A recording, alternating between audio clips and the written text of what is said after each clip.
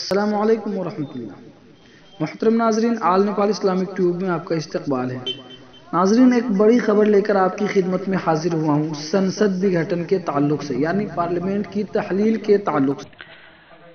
ناظرین، تفصیل سے گفتگو کریں گے ہم آج کی اس ویڈیو میں، اس لیے آپ سے درخواست ہے کہ ویڈیو کو آخر تک ضرور دیکھیں۔ اس سے قبل آپ حضرات سے درخواست ہے کہ اگر آپ میرے چینل پر نئے ہیں تو چینل کو ضرور سبسکرائب کر لیں اور بیل آئیکن کو ضرور دبا لیں تاکہ میری آنے والی ہر نئی ویڈیو سب سے پہلے آپ تک پہنچ سکے۔ تو آئیے ناظرین، خبروں کی طرف بڑھتے ہیں۔ نیپالی وزیر اعظم کے پی اولی شرما نے پارلیمنٹ کو تحلیل کرنے کی سفارش کی۔ کمیونسٹ اور کانگریس کے لیڈران کا کہنا ہے کہ کے پی اولی نے دستور نیپال کا قتل کر دیا۔ ناظرین، وزیر اعظم کے پی شرما اولی نے صدر ودیا دیوی بھنڈاری کو پارلیمنٹ تحلیل کرنے کی سفارش کرنے کا فیصلہ کیا ہے۔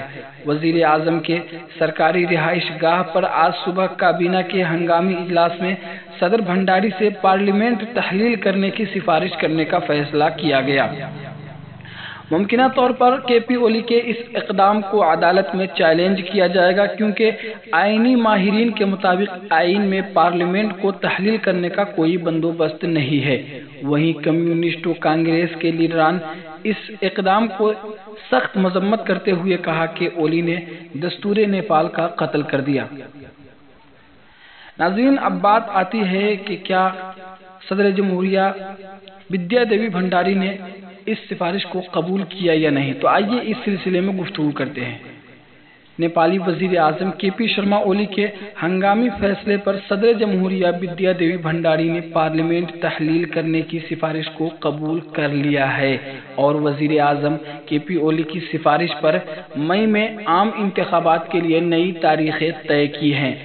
صدر بھنڈاری نے پارلیمانی انتخابات کے پہلے مرحلے کے لیے 30 اپریل 2021 اور دوسرے مرحلے کے لیے 10 مئی کا اعلان کیا ہے، لیکن سیاسی پارٹیوں کے مطابق یہ غیر دستوری عمل ہے اور اسے سپریم کورٹ میں چیلنج کیا جائے گا۔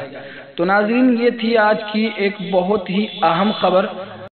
تو ناظرین، آج کی خبر بس اسی پر تمام ہوئی۔ اس طرح کی مزید خبروں اور نیپال سے جڑی معلومات کے لیے آپ میرے چینل سے جڑے رہیں۔ آپ دیکھ رہے ہیں آل نیپال اسلامک ٹیوب۔ امام الدین صدیقی کے ساتھ پھر ملیں گے نئے ایپیسوڈ کے ساتھ۔ السلام علیکم ورحمۃ اللہ۔